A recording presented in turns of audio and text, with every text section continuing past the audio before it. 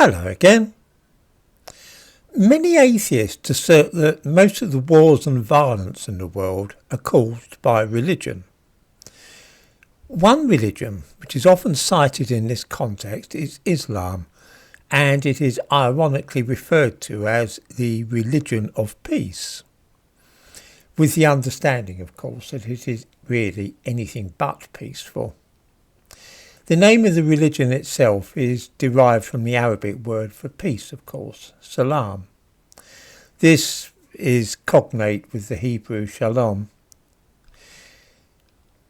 In the word Islam, the letters sin and lam are slurred together to make the sl sound. It's in Islam. The same thing happens too in Hebrew. There's an organisation for peace in Israel called Peace Now, and in Hebrew this is pronounced Shalom Achshav, with the letters shin and lamed forming one sound. Anyway, that's enough linguistics. The fact that the name of the religion Islam is associated with peace is thought by some to be paradoxical, because it has a reputation for being a warlike and martial religion, in contrast to some other religions. I was talking to an atheist friend the other day who dislikes all religions except Buddhism, because he claims that this is the only religion which does not incite or encourage violence, but is instead only concerned with peace and calm and love.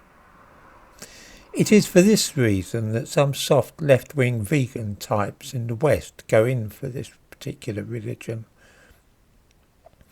The truth is that Buddhism is older than Islam and has an even longer association with violence and bloodshed, right up to the present day, although it's not considered polite really to talk about it.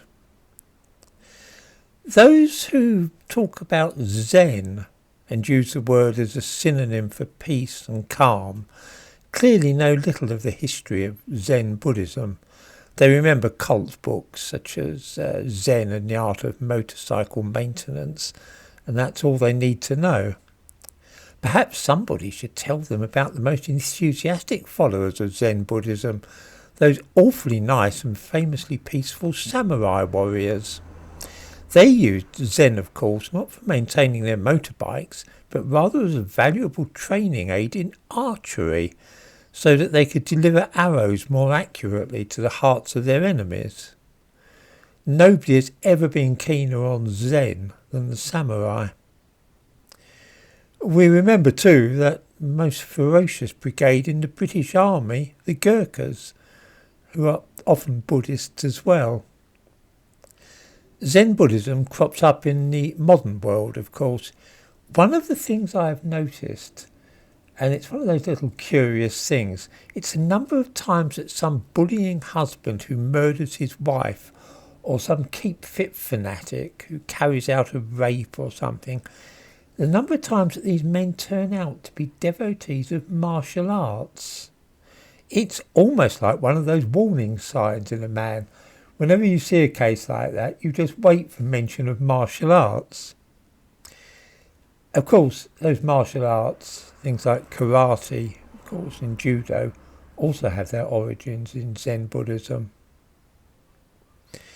Thinking now about modern times, Buddhist armies have not been noticeably less savage than Muslim ones. We remember the terrible civil war in Sri Lanka with the massacres of the Tamils, who are Hindu, by the Buddhist army of the Sinhalese. More recently, we look at what happened in Burma or Myanmar, when Aung San Suu Kyi was freed from house arrest and became leader of the country. Liberals in the West were delighted. She had long been a pin-up girl among political prisoners. The fact that she was a Buddhist made her even more attractive to left-wingers and liberals.